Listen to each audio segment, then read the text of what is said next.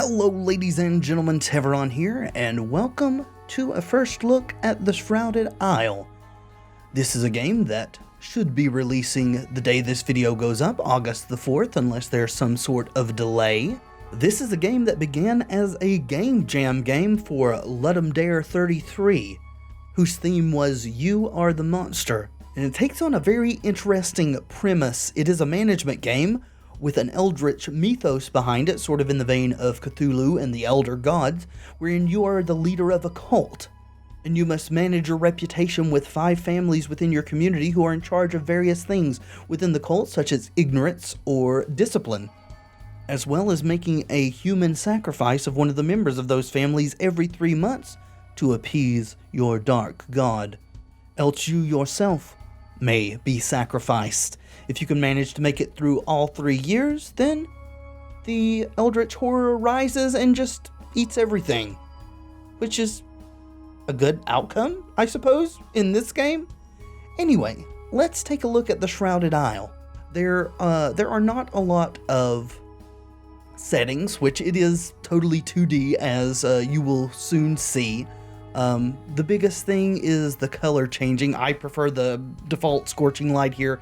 These other options make my eyes hurt for whatever reason, but we'll keep that.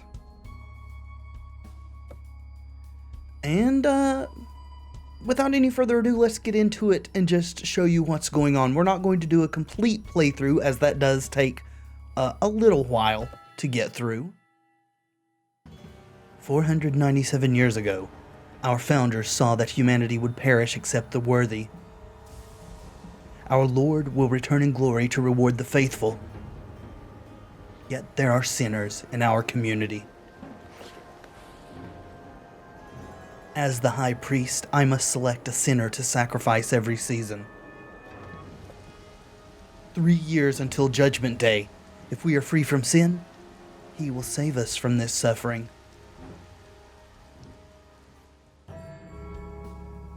A new season begins.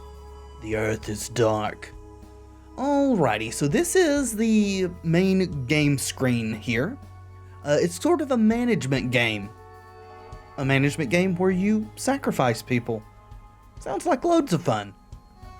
So, we can select a seasonal advisor from each house, and the advisors that we pick are important because at the end of the season, those are our only choices for people to sacrifice. However, we've got a letter here first.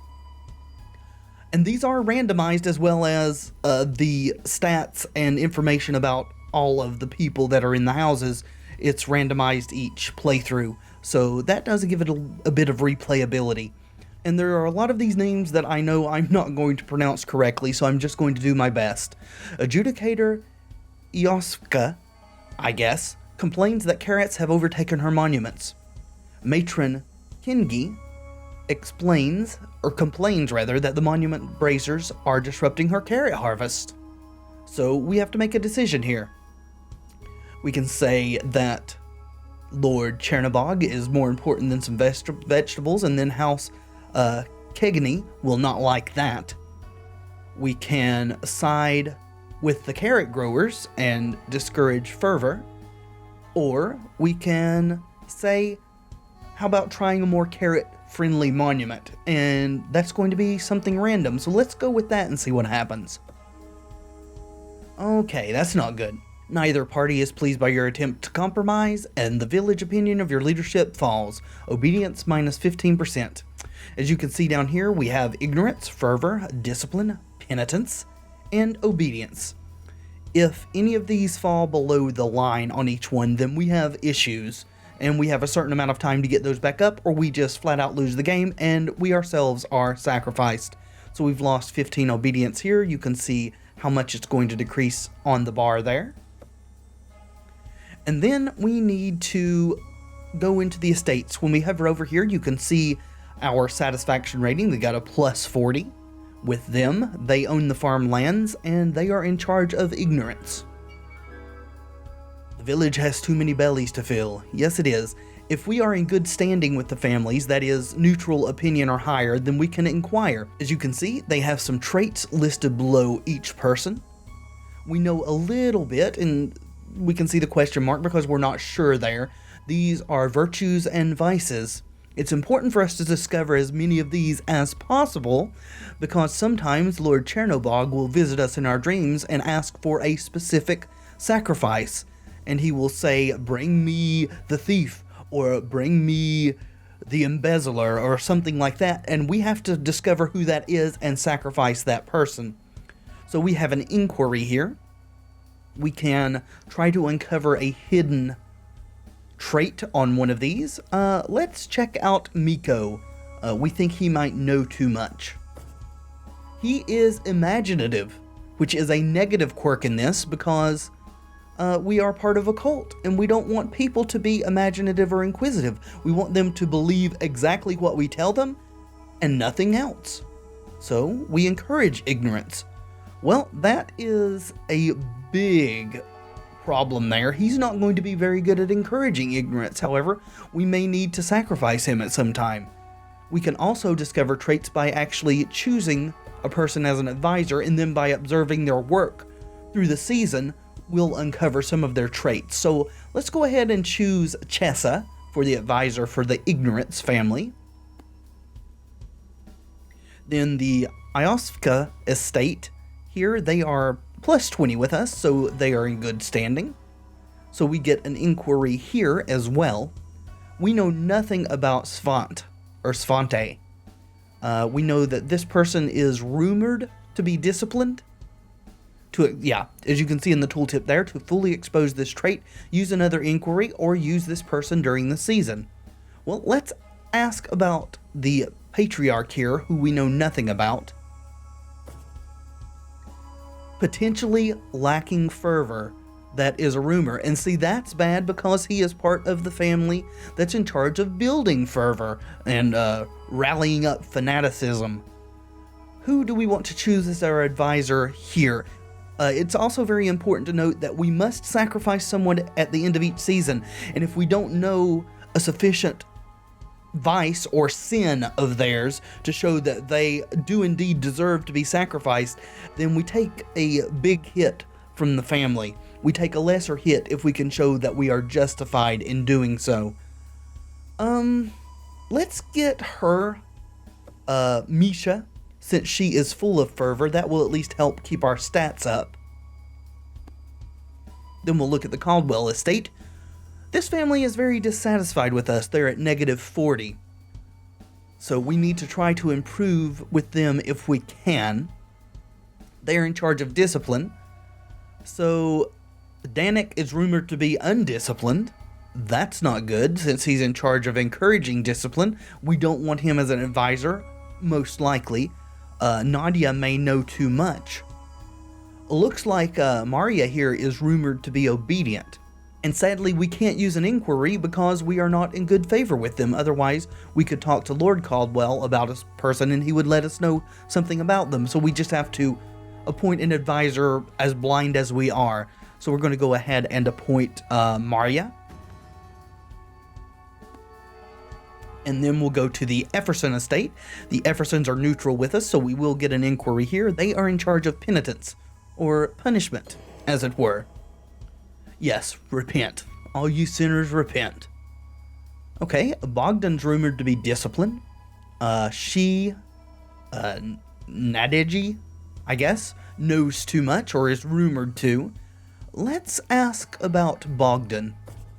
Ooh, he's a masochist. He loves pain. And that is a positive quirk in this game. Again, I know that's kind of contrary to what you may feel yourself, but remember, we are the leader of a cult. And some things that normally we would view as bad are not so bad. That will help him greatly in his pursuit of penitence, because he likes to inflict pain. So we're going to go ahead and make him our advisor from the penitent family. And finally, Blackborn Estate. They are in charge of obedience. And you can see we're at negative 20 with them, but that's still considered neutral, so we do get an inquiry here. Obedience and discipline, that's not good for us. He's rumored to be full of fervor. He's rumored to be unrepentant. Let's find out something about Susan with a Z. also rumored to be undisciplined. That's not good. Now, we do want to try to uncover someone who has a major sin, but there's no guarantee we're going to be able to do that this first time.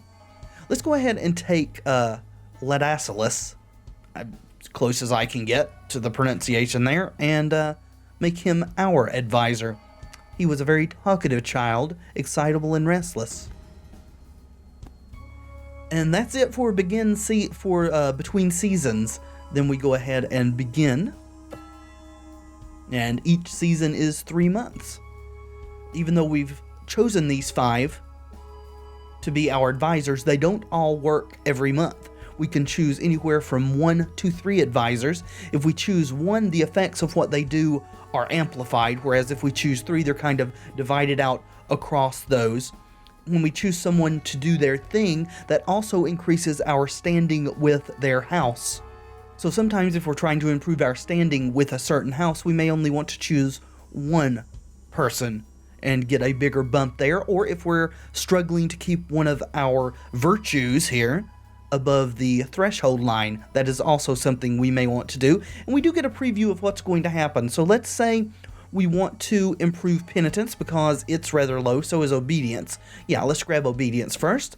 You can see from what we know, the obedience is going to increase that much. Now, there may be other effects. Other of these may decrease, just depending on what Ledalis's vices are. We don't know those yet, though.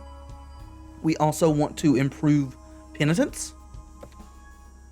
Okay? And because of his virtues, the masochist and whatnot, we're going to also get a little bit of discipline. Now, it may be good to also choose someone from House Caldwell so that we can start getting our reputation up with them. We are at -40, and we need to get that into neutral so we can make inquiries. So let's go ahead and choose her as well. That's also going to increase discipline a little bit.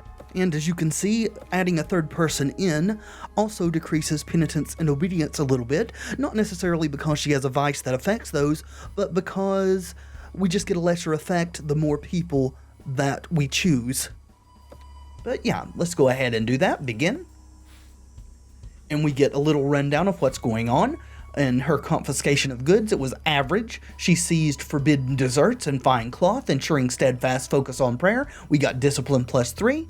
And we discovered her virtue. She is unquestioning. So she sticks to our side except when sent out to fulfill our orders. Obedience +5. And Maria's vice, we don't know what it is, but it had a negative impact on the community. Hopefully we can figure that out in the future. Alright, Bogdan had a poor outcome with his flagellation. He granted forgiveness without punishment. That's not good. He's a masochist. He shouldn't be doing that. Bogdan's virtue, he comes to advisor meetings with fresh bruises and a smile, discipline +5. And his vice, we have discovered a rumor of his vice. He's rumored to be disobedient, which is decreasing our obedience a little bit, which is kind of counter to what he's actually supposed to be doing, but we did discover something about him. And Ladalus investigated heresy, got also a poor outcome, so we lost some obedience. His virtue, he spends extra time at the monument, so we gained some fervor, but we don't know how much, and we don't actually know what the virtue is. It's just rumored he's full of fervor. And we got a rumor about his vice, rumored to be unrepentant. When asked about sins, Ladalus shrugs and changes the subject, so we lost penitence, but we don't know how much. Alright, so we see the changes in our standing with the houses there. We went up with the ones whose representatives we chose to let them do their job, and we went down with the others. So we need to keep improving the Blackborns and the Caldwells. We also may want to focus on one of these higher ones so that when we sacrifice one of them, we can afford to take the hit and stay neutral. So we will finish results and go to April. We do this for each month. So what I'm going to do this time is I'm going to go ahead and get the Ignorance family involved here. It will probably be easiest to get them up high enough that if we have to sacrifice her, then we'll be able to take the hit and keep them neutral. We're also going to continue to improve relations here with the Caldwells and with the Blackborns because they are slightly in the negative, though still considered neutral. Let's go ahead and do that. Right, we got an average outcome there. She managed to find some old world books and encourage ignorance. Turns out that she does appear to be full of fervor, so we got some amount of fervor. And we have no earthly clue what her vice is, so we don't know what it actually did. In the confiscation of goods, it was an average outcome. The virtue kicked in, we got +5 obedience, but we lost some fervor because she is apparently lacking in fervor. She is unquestioning though, which is a good virtue.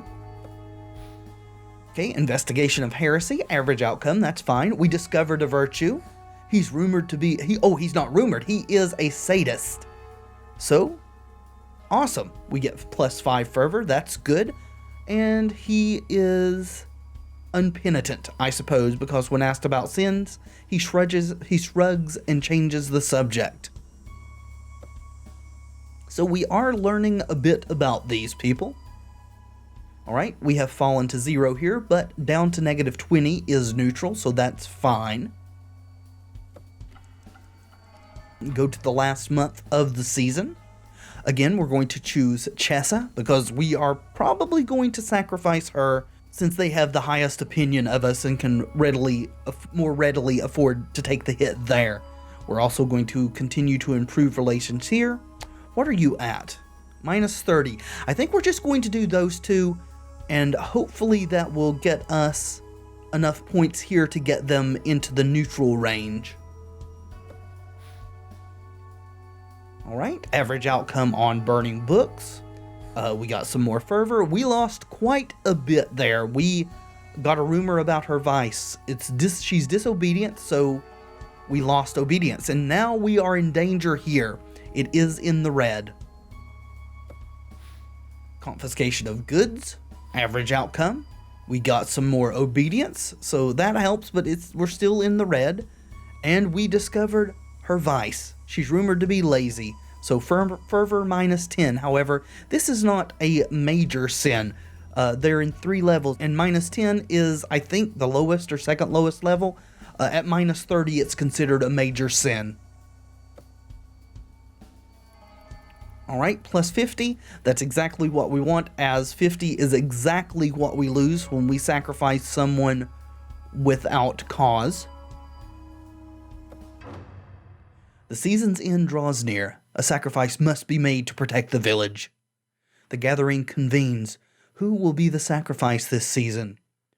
Alright, well, Mariah Caldwell has the biggest sin, lazy, -20. See, it's a minor vice there. However, we just barely got them to neutral. So we don't want to sacrifice her, and a house is only going to be somewhat accepting if we can show that they have a -30 vice, which we have to uncover. Sadly, I think we're going to need to sacrifice Chessa. And it shows us what the outcome will be. Villagers who trust her reputation will be conflicted and lose fervor. And the villagers won't find this sacrifice very inspiring, barely raising their obedience. But it does raise it some, and it gets it out of the red, as you can see down here. They will be outraged since I lack proof of Chessa's transgressions. However, we don't really have much of an option, so let's go ahead and do that.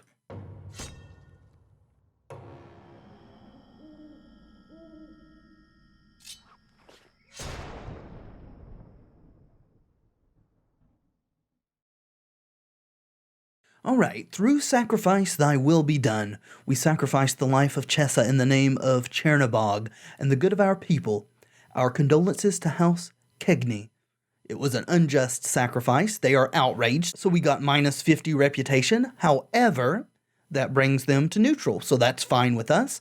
Other houses get 5 approval because we didn't sacrifice one of their members. And the villagers wonder whether any soul is safe from the Lord's wrath. We got +5 obedience, -10 fervor. The night before the new season, a whisper caresses your dreams.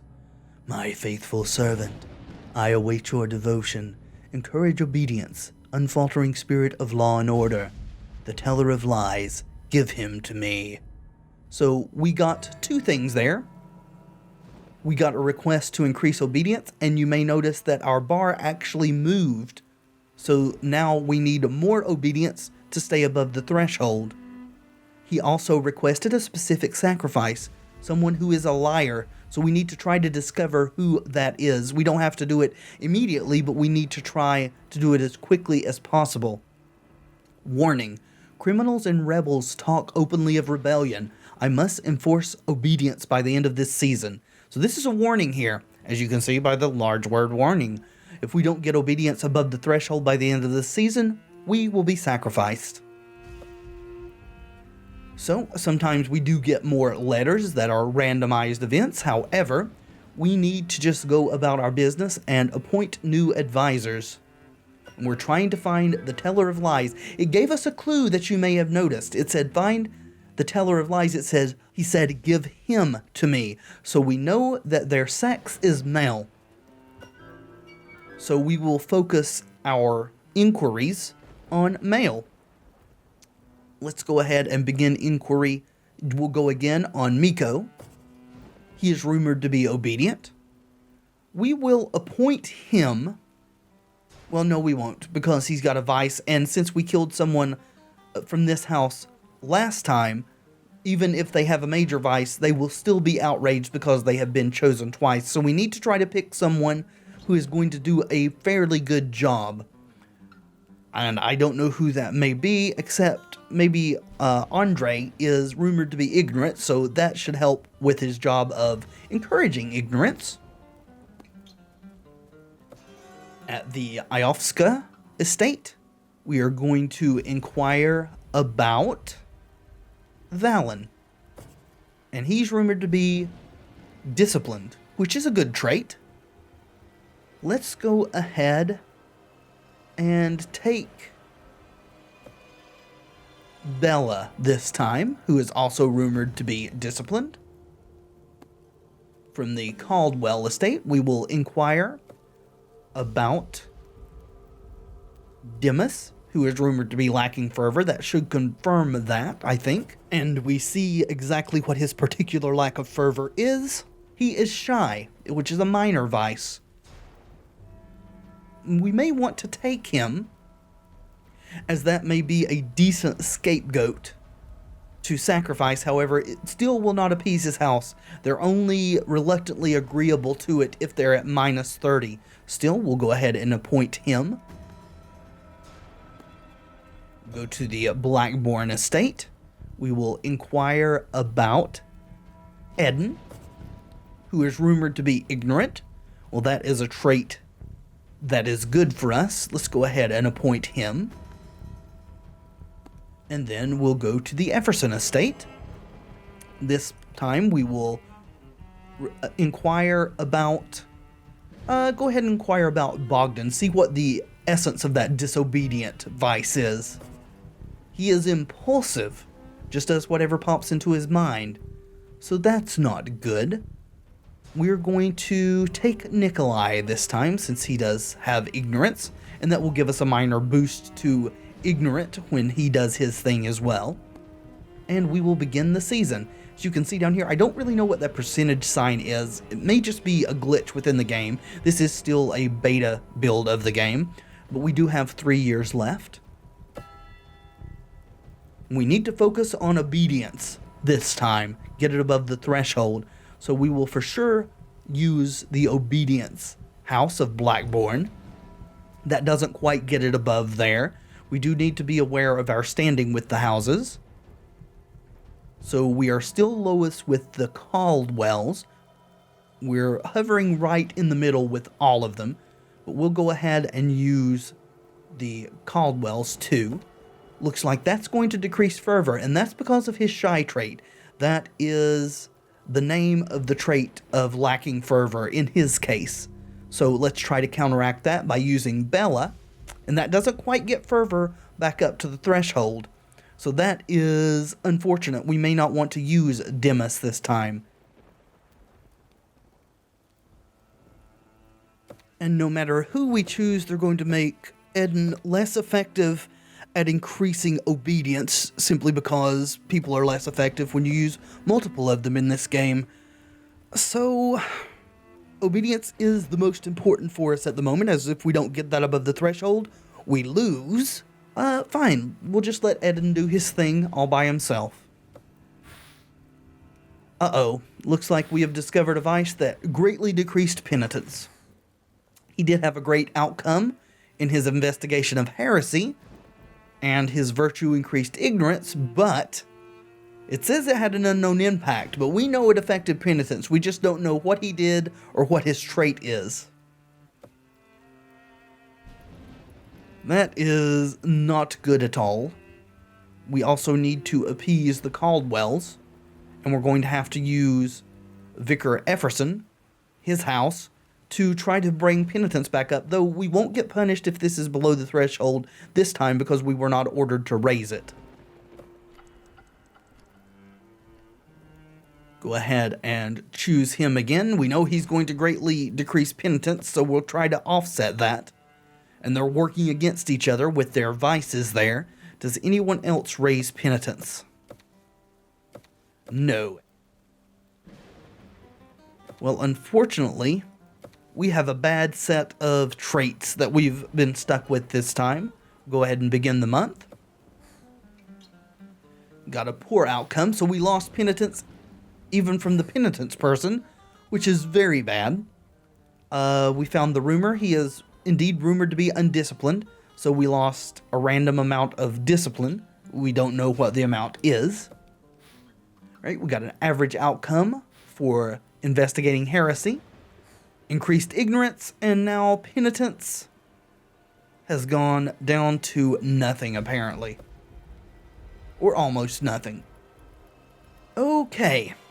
Well, if we can get by without using the Blackborns on this last month, we will certainly do that. Our penitence is gone. Well, Demas does not decrease obedience, however, he greatly decreases fervor. We can offset it there, which helps a bit, and offset it even more there with Andre. Let's go ahead and do that. Alright, average outcome on burning books. We discovered him to be practical, which is good. We got an additional ignorance, and we still have no idea of his vice. A monument was built with average outcome, and we gained some discipline. We don't know how much, and they are indeed rumored to know too much, so we lost some amount of ignorance. But our ignorance is very high, which is, in real life, not a good thing, but in this game it is.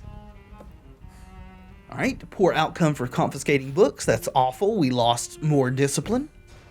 We have no idea what the virtue is, and his vice lost us 6 fervor.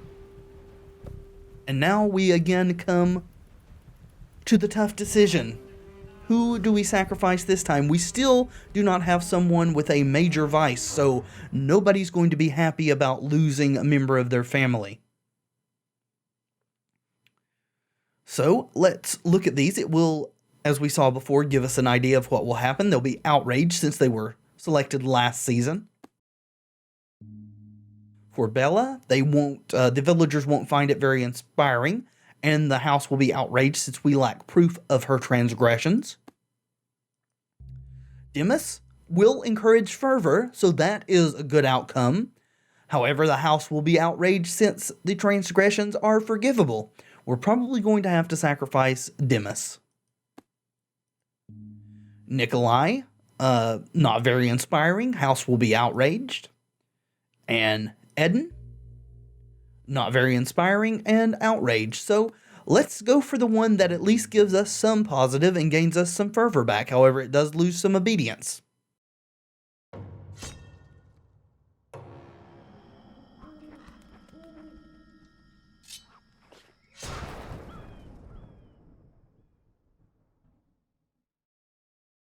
Okay.